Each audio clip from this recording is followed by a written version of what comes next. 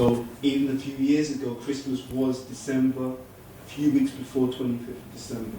Now Christmas starts at the end of October, right? Beginning of November, because that's when you can kind of promote things to get people to spend even more money earlier. We're living in such a degraded culture. Now the second point is that Maya doesn't remain static. This is the second principle. Maya actually also expands and develops and accelerates. Right? And again, you see that. The Maya that people are faced with now is not even the same Maya they were faced with 10 years ago, 15 years ago, 20 years ago. Right? As people become more and more degraded, it was only maybe 10 years, you wouldn't see naked people on billboard posters. Right? It would be considered too much. Right? Too much. But now, no problem. So what happens is the material energy is accelerating. And therefore, when the Acharya comes, and not only the Acharya, but if you look at the construction of this purport, the third sentence says it's a concern of the Acharya to show mercy, and then at the end, Prabhupada makes a point, it is a principle that the preacher must strictly follow the rules and regulations laid down in the Shastras, yet at the same time, devise the means by which a preaching work to reclaim the fallen may go on with full force. So the Acharya being the exemplar preacher, but also he's making the point that all preachers must have this move. Born of what? Born of two things, humility and compassion. Right? Prabhupada expected this movement to be spread all over the entire world. And it can only be done on the basis of two things, humility and compassion. Why is Prabhupada taking this hit? Right? You will take it technically, he doesn't have to do this. He doesn't have to create a facility for women to live in the temple. Right? He comes from the spiritual world. There's nothing that will in any way disturb his Krishna consciousness. His Krishna consciousness is 100% perfect. He doesn't have to take this hit. He doesn't have to innovate in any way, shape, or form for any purpose, other than out of his own causeless compassion and concern for us. And in doing so, he knows he's going to be criticized. But he does it anyway because his concern is more about everyone else than about himself. This is the extended compassion. Krishna's compassion. Krishna's compassion. His compassionate statement in the Bhagavad Gita is this Sarvadharma Parityajya. Right? Okay, I'm prepared to give you love of God. I'm prepared to take you back home, back to God. Then you just surrender. Sarvadharma Parityajya. I'll protect you from everything as long as you surrender. Right? He's compassionate. Lord Chaitanya, his compassion becomes even more extensive. Sometimes Srila Prabhupada will say that if you serve nicely, Srimati Radharani will recommend the devotee to Krishna. Krishna, here is your devotee. He is better than me. Very, very wonderful mood. And this same extended compassion is displayed through the example of the founder Acharya.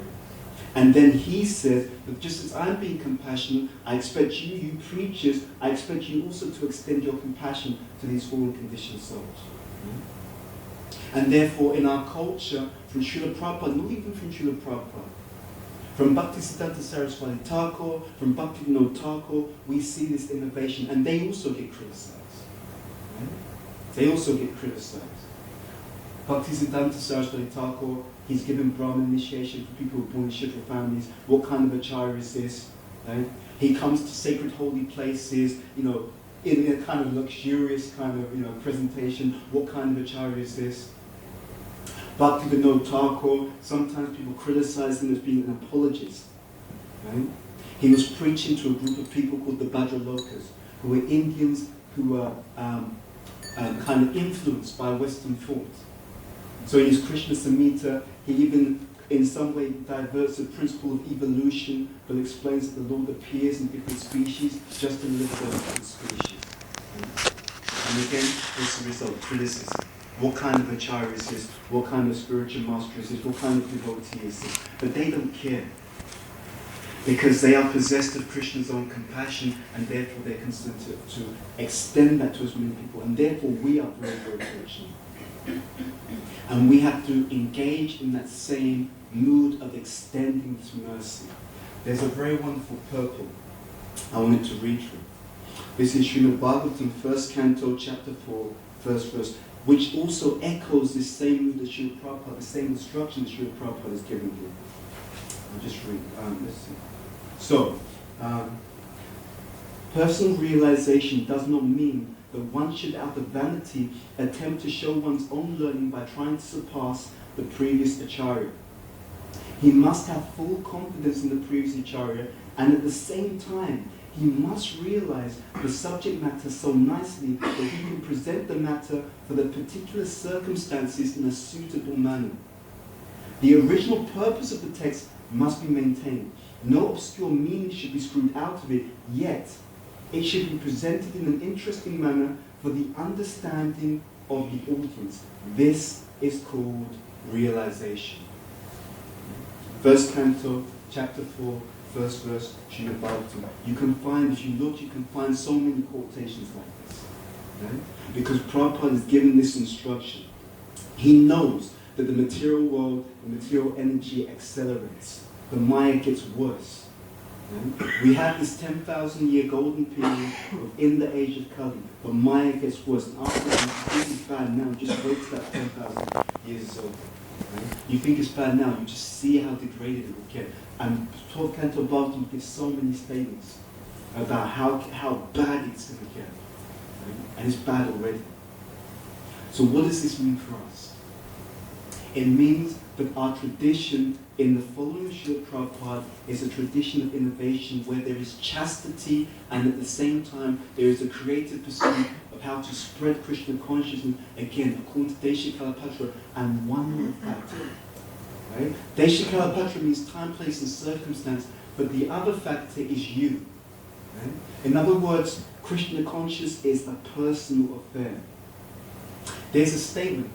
Prabhupada tells one of his disciples, he said, you shouldn't say the philosophy in your own words. You should just repeat my purports verbatim. Right? You can find that. He actually tells one of his disciples to just repeat his purports verbatim. But there's also other situations where Prabhupada gives a principle which he terms it it says, he talks about being able to catch the big fish without getting wet. Right? What that means is even in the preaching, it is also a personal affair. Right? Depending upon what? Depending upon the nature of the individual or the devotee, and also the level or the purity of their consciousness. Therefore, different devotees can engage in different kinds of preaching work. Right? You see the point? Right? It is not a one-size-fits-all. In the material consciousness, in the material world, we think it's black and white. But it's not black and white. Therefore, Prabhupada gives different instructions to different disciples. And that is also why Prabhupada didn't actually want his letters to be published. Because what he wrote to one particular person will not necessarily be applicable to another person. Right? So when he tells one person, you can do this, right? It's okay. In one statement by Tamal Krishna, he said that Prabhupada gave him the names of gopis to chant. Right? Who can do that? Right? Who can do that? Who can start chanting the names of gopis? Prabhupada, according to Tamal Krishna, he gave him the names of gopis to chant. That's not something that everyone can do. It's not a standard. It's not something, unless you're told to do that by the spiritual master, you don't do it. You don't even go there. Right? But according to time, place, and circumstance and individual, there's different kinds of preaching engagements people have access to. And sometimes in our movement, this causes a controversy. Because sometimes it's like, well, what is going too far in the attempt to spread Krishna consciousness? I was checking online today, just researching a bit, and there's a point that's made by B. Krishna Goswami on the Dandavats website about how Prabhupada said that the devotees, they can sell born-entire deities when they're doing Sankirtan, right? And they can tell people that if you chant a mantra to the deities and you offer them some incense, and you say this mantra, you get great fortune.